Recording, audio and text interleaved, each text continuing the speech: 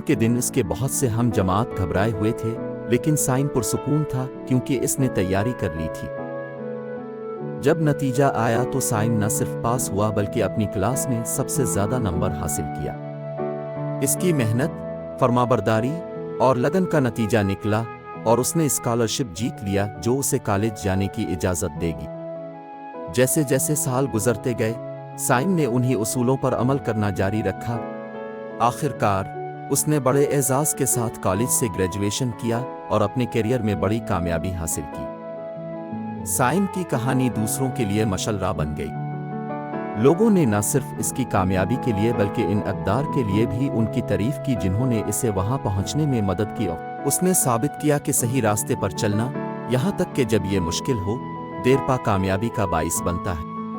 और यूं साइम के सफ़र ने अपने आसपास के हर फर्द को सिखाया कि फरमाबरदार और वक़्फ़